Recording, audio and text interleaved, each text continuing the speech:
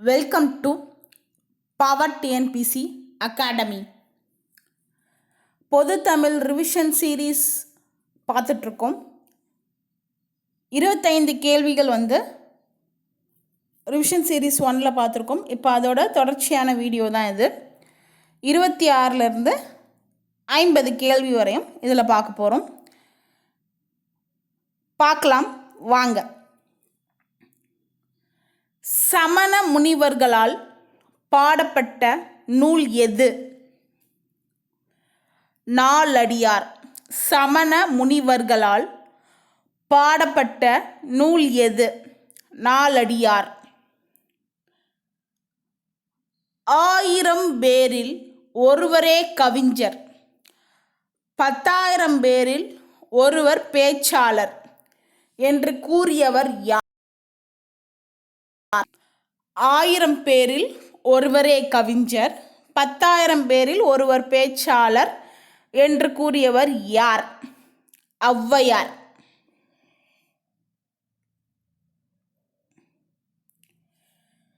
நாலடியாரை தொகுத்தவர் யார்? பதுமனார். நாலடியாரை தொகுத்தவர் யார்? பதுமனார். வடமொழியில் வியாசர் எழுதிய மகாபாரதத்தை தழுவி தமிழில் எழுதியவர் யார்? வில்லிபுத்தூரார். வடமொழியில் வியாசர் எழுதிய மகாபாரதத்தை தழுவி தமிழில் எழுதியவர் யார்? வில்லிபுத்தூரார். பெரும்பானாற்றுப்படையின் பாட்டுடை தலைவன் யார்? தொண்டைமான் இளந்திரையன்.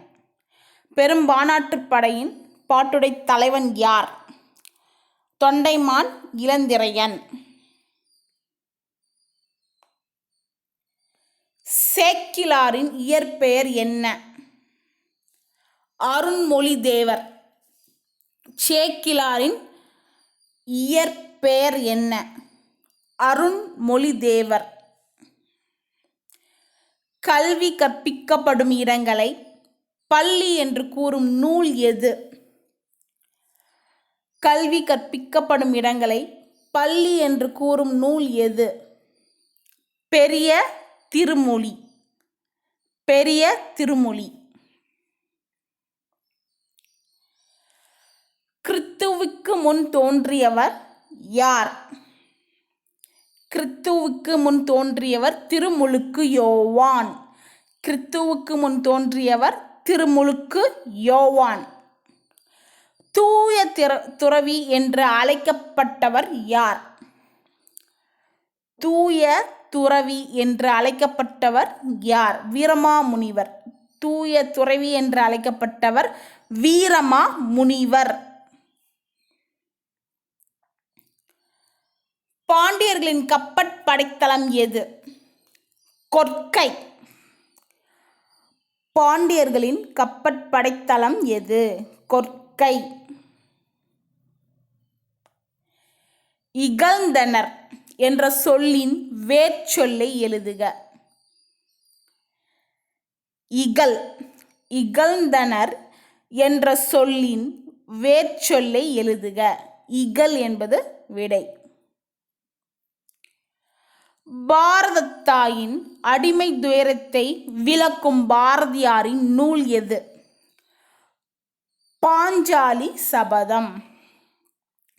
பாரதியாரின் அடிமை துயரத்தை விளக்கும் பாரதியாரின் நூல் எது?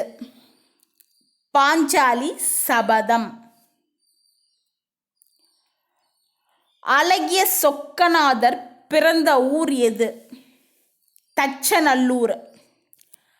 அழகிய சொக்கநாதர் பிறந்த ஊர் எது? தச்சநல்லூர். காவடி சிந்தின் தந்தை என்று அழைக்கப்பட்டவர் யார்?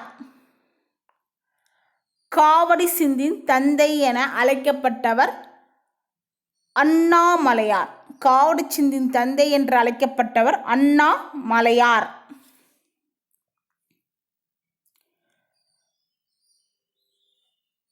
முதுமொழி காஞ்சி என்ற நூலுக்கு வழங்கப்படும் வேறு பெயர் அறவுரைக்கோவை. முதுமொழி காஞ்சி என்ற நூலுக்கு வழங்கப்படும் வேறு பெயர் அறவுரைக்கோவை.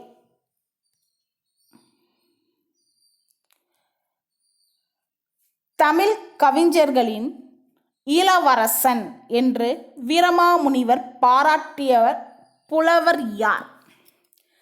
திருத்தக்க தேவர். தமிழ் கவிஞர்களின் இளவரசன் என்று வீரமாமுனிவர் பாராட்டிய புலவர் யார்?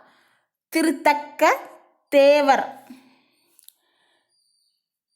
திருச்செந்தி கலம்பகம் என்ற நூலை இயற்றியவர் யார்? திருச்செந்தி கலம்பகம் என்ற நூலை இயற்றியவர் யார்? ஈசான தேசிகர். ஈசான தேசிகர்.